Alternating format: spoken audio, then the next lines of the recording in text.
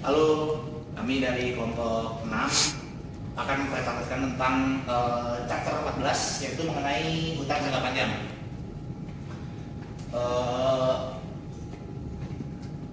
Nah, di sini sebenarnya garis besarnya adalah mempelajari tentang hutang obligasi, kemudian long term notes payable, hutang-hutang jangka panjang, kemudian special issues. Yang kita jelaskan banyak di sini adalah tentang bonds payable dan special issues.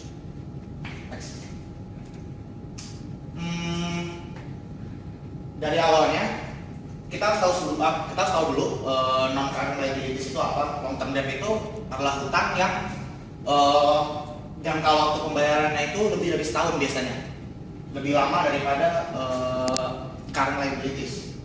Contohnya ya itu tadi bonds payable, kemudian ada long term notes payable, ada mortgage payable, pension dan lease liabilities. Kemudian saya ingin menjelaskan kalau bonds payable itu kan tadi hutang obligasi, kemudian long term notes payable ini hutang-hutang yang biasanya jangka panjang waktu pembayarannya. Kemudian untuk mortgage ini biasanya adalah hutang hipotek ya.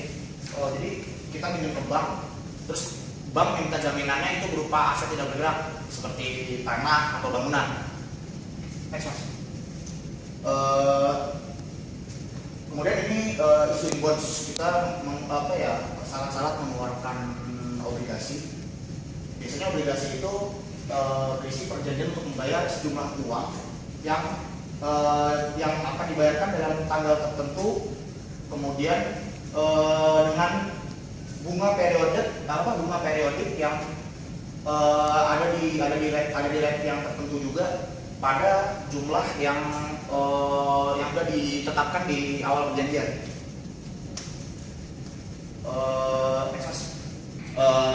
Kemudian saya akan menjelaskan tentang beberapa tipe dan rating dari obligasi. Biasanya yang sering ditemukan di lapangan itu yaitu ada secured dan unsecured bonds, obligasi yang secured dan unsecured. Kemudian term serial callable bonds. Yang ketiga adalah convertible commodity backed discount bonds. Kemudian registered and bill coupon bonds. Kemudian yang terakhir adalah income and revenue bonds, itu obligasi dari pendapatan. Nah ini contoh beberapa perusahaan yang sedang mengeluarkan obligasi. Kita lihat di sini adalah Vodafone Group dan Royal Bank of Scotland itu nama perusahaannya. Kemudian kupon itu artinya interest rate-nya yang akan dibayarkan per value-nya. Maturity itu tanggal jatuh dan akan dibayarkan. Kemudian price itu price as percent of par. Yield itu interest rate based on price, jadi tergantung harganya.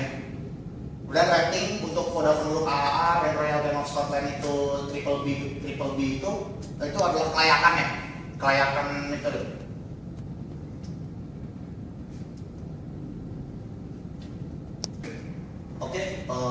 Kemudian ini Moody's Investor dan Standard & Poor's ini adalah dua badan yang memberikan kelayakan kepada obligasi, di mana AAA itu berarti obligasi itu nilai sangat bagus.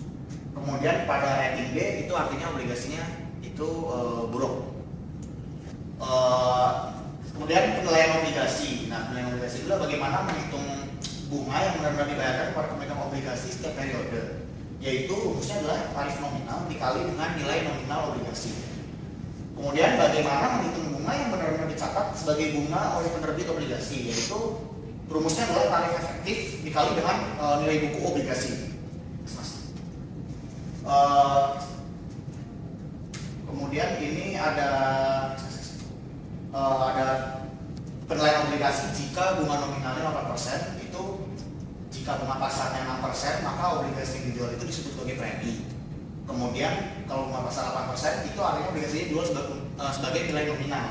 Jika 10%, obligasinya dijual itu disebutnya sebagai diskon.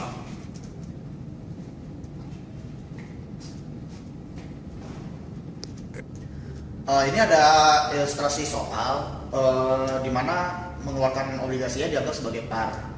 yaitu perusahaan Santos mengeluarkan obligasi dengan nilai nominal 100.000 pada tanggal 1 2011. Jatuh tempo dalam waktu 5 tahun dengan bunga 9% di tengah tahunan. Ketika obligasi ini dikeluarkan, tingkat bunga pasar obligasi ini adalah 9%. Oke, untuk pengerjaan soal yang tadi adalah seperti ini.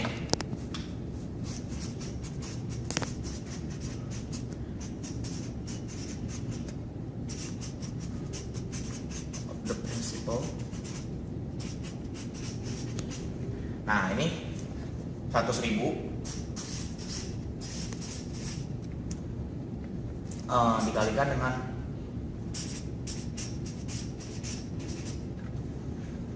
100.000 ini didapatkan dari soal. Kemudian 64993 ini kita bisa dapatkan dari tabel 62.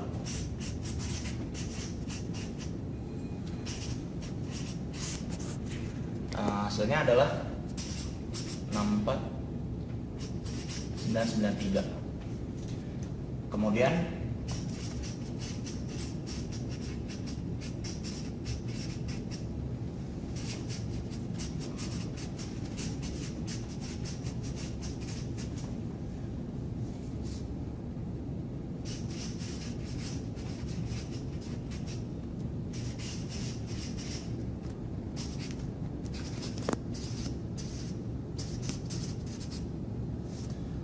sama, ini 9.000 didapatkan dari soal yang Santos tadi. Kemudian 3,88965 ini bisa kita lihat di tabel 64.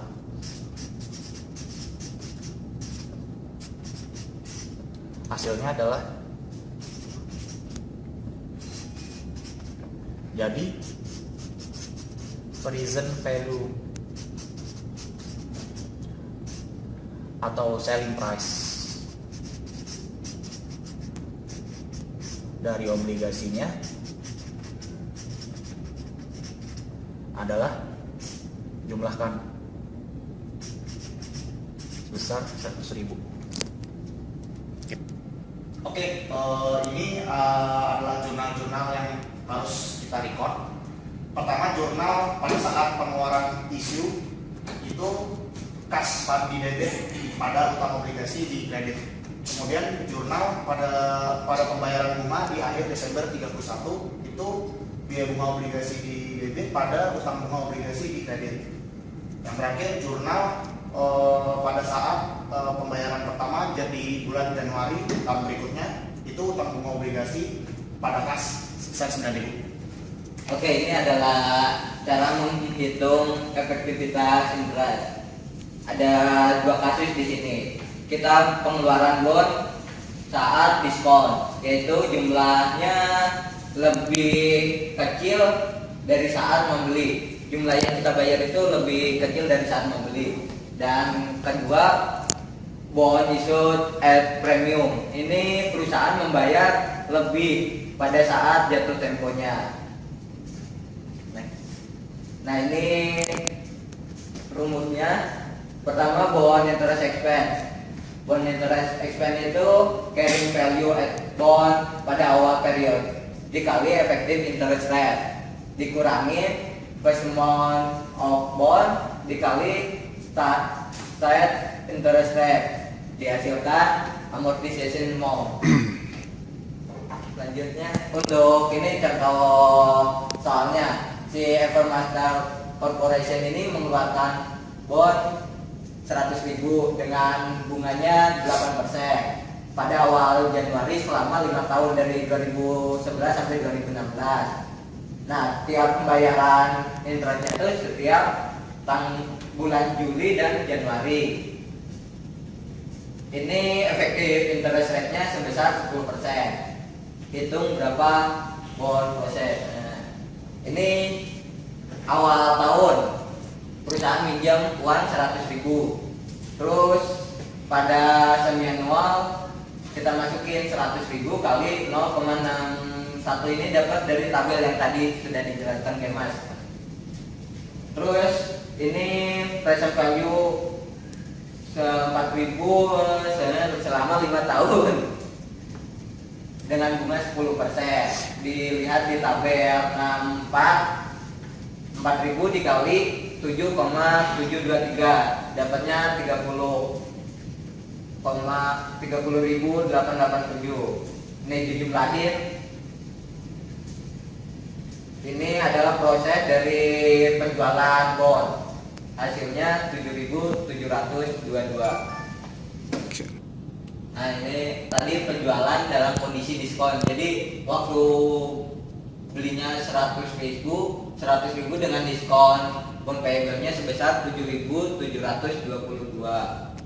Selanjutnya, ini jadwal pembayaran bond pada 1 Januari 2011 sebesar 92.278. Pada bulan ke-7, bulan Juli ini perusahaan membayar 4.000, didapat dari yang tadi 100.000 dikali 0,08 dikali 6/12, dapatnya 4.000. Nah, jadi selama 7 bulan itu, selama 6 bulan itu membayar 4.000. Nah, interest expense itu didapat dari carrying amount pertama sebesar 92.278 dikali 0,1 dikali 6/12. 6/12 ini 6 bulan per 1 tahun. Didapat 4.614. Begitu. Nah, cara ini terus ke bawah gitu. Nah, sedangkan diskon amortization dapat 614 itu pertama 4614 dikurangin dengan 4.000. Next. Ini jurnal untuk awal tahun Januari. Kita mengeluarkan cash sebesar 92.278 untuk membayar bond payable.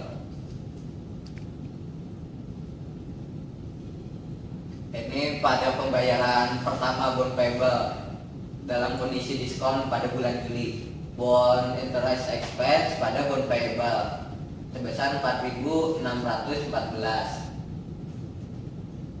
dengan cashnya 4.000. Ini pada akhir periode 2011 perusahaan mencatat pembayaran bond interest expense sebesar 4.645 dan bond interest payable-nya sebesar 4.000 dan bond payable-nya bertambah 645. Ini adalah contoh extinguishment of debt. Contohnya 2 tahun yang lalu, 2 tahun setelah pengeluaran debt pada Januari 2013, Evermaster entire issue pada 101 dan membatalkannya. Ini perhitungannya. Reacquisition price-nya 100.000 dikali 1,01 sebesar $101.000. Carrying amount of bond yang redeemnya sebesar 94.925. Tinggal dikurangin, dapat loss on extinguishment sebesar 6.075. Dan ini adalah pencatatan jurnalnya. Pertama, bond payable di debit, bond payable kita berkurang dan kita mengalami loss extinguishment of bond sebesar 6.075 dan cash kita kredit sebesar 101.000. Ini adalah contoh extinguishment dari non-current liability. Pada ilustrasi ini digambarkan pada tahun 2010 akhir, bulan Desember 2031, Morgan National Bank melakukan modifikasi persetujuan dengan Result Development Company. Ini yaitu yang diperbaiki mengurangi prinsipal obligasi dari 10.500.000 menjadi 9 juta dan memperpanjang waktu peminjaman yang asalnya tanggal 31 Desember 2010 menjadi 2014. Terus juga pengurangan interest rate dari 12 menjadi 8% dengan pinjaman sebesar 15%. Ini adalah jurnalnya berdasarkan IFRS. Pertama, present value of restructured cash flow. Ini interest payable annual itu dilihat di tabel 62. Cara hitungnya berarti 9 juta dikali yang interest payable annual, hasilnya 5.147.750. Dan present value of 720.000 interest payable annual untuk 4 tahun dengan bunga 15%, yaitu 720.000 dikali 2,85498 sebesar 2.055.586. Nah, didapatkan fair value-nya sebesar dijumlahkan menjadi 7.201.3036.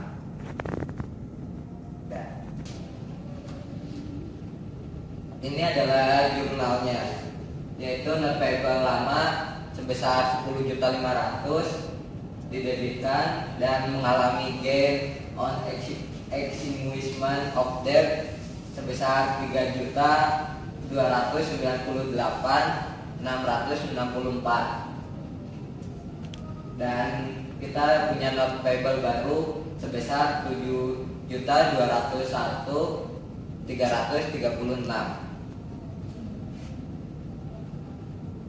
Ini schedule amortization dari net payable yang baru.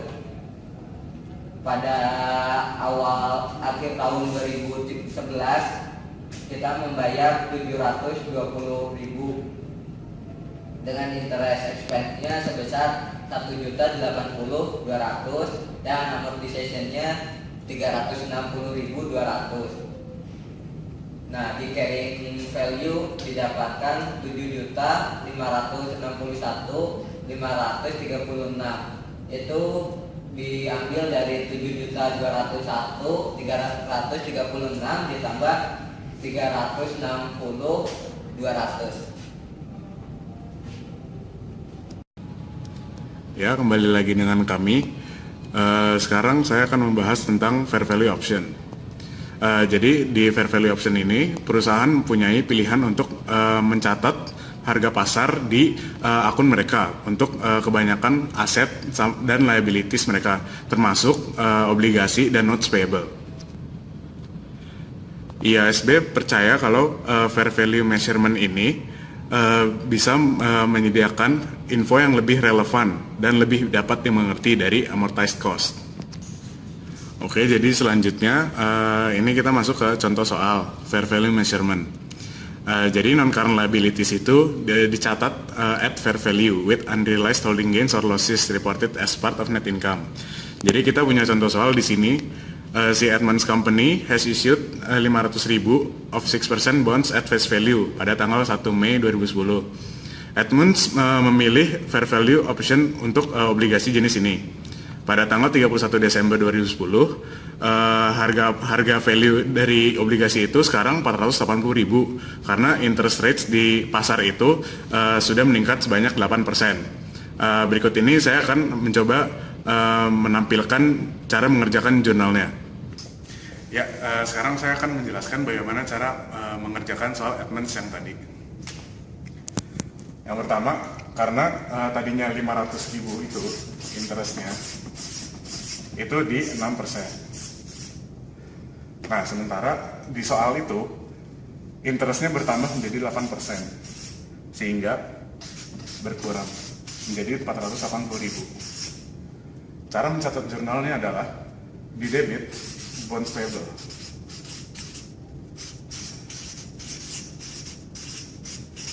Karena berkurangnya sebanyak 20.000, berarti bonds payable berkurang sebanyak 20.000.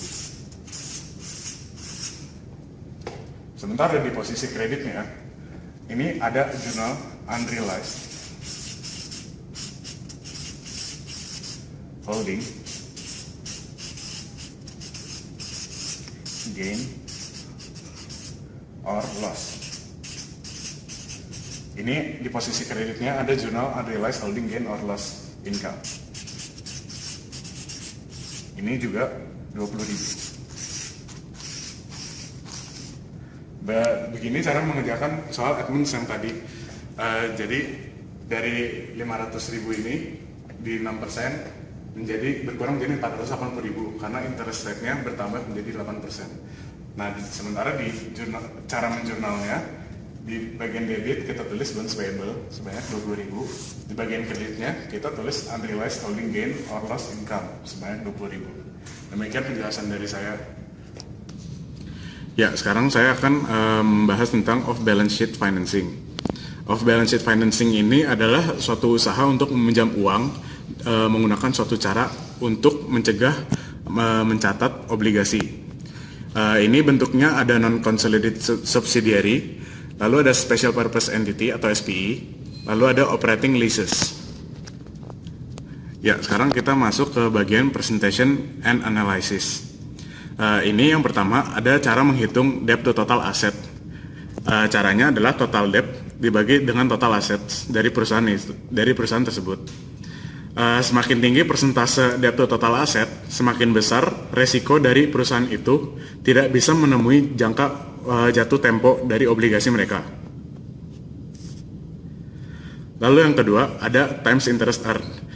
Ini tuh adalah berapa kali perusahaan itu bisa mencapai bunga dari long term debt mereka. Caranya itu adalah income before income tax dan interest expense dibagi dengan interest expense itu sendiri. Ya, ini times interest earned ini mencerminkan kemampuan suatu perusahaan untuk menemui interest payment saat mereka jatuh tempo. Ini adalah salah satu contoh soalnya. Di ilustrasi ini, Novartis mempunyai total liabilities sebanyak 27.862 juta dolar. Total aset sebanyak 78.299 juta dolar. Interest expense sebanyak 290 juta dolar.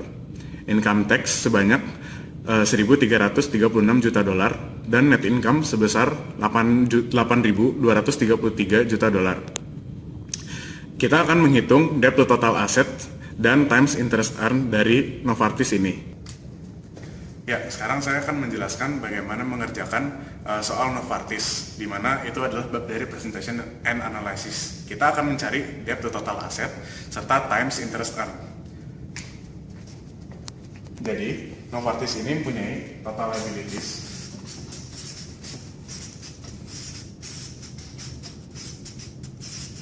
Novartis ini mempunyai total liabilities sebanyak 27.862 juta.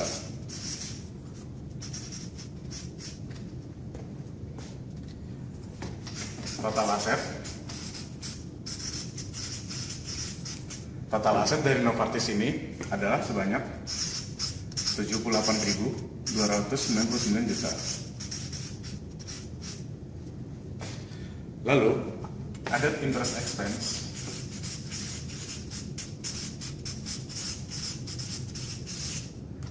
Ada interest expense banyak 290 juta.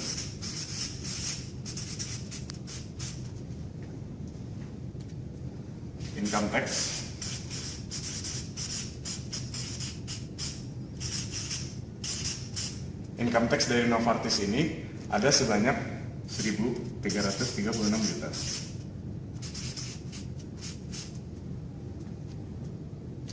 Dan yang terakhir, kita mempunyai net income.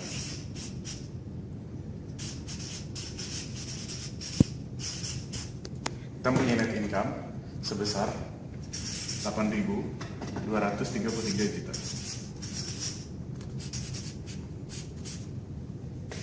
Yang pertama kita akan menghitung debt to total asset.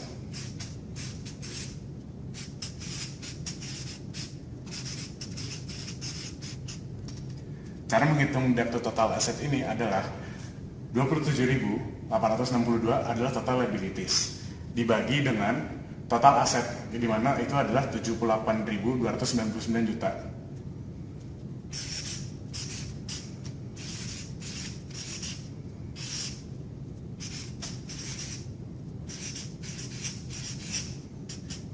Yang hasilnya ini adalah 35,6%.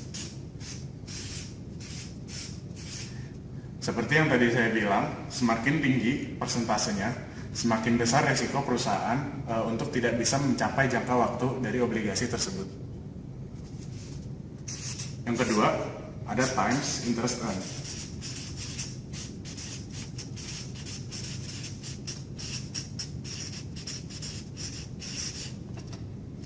Times interest earned ini adalah caranya net income ditambah dengan income tax, ditambah dengan interest expense, dibagi dengan interest expense itu sendiri. Net income kita ada 8.233, ditambah dengan income tax kita ada 1.336, ditambah dengan interest expense sebanyak 290. Ini semua akan dibagi dengan 290, menghasilkan 34 kali. 34 kali ini menunjukkan berapa kali interest dari perusahaan Novartis ini telah dicapai. Dan ini semua adalah bagaimana cara mengerjakan debt to total asset dan times interest earned. Terima kasih. Ya, sekian presentasi dari kelompok kami. Terima kasih dan sampai berjumpa di video-video selanjutnya.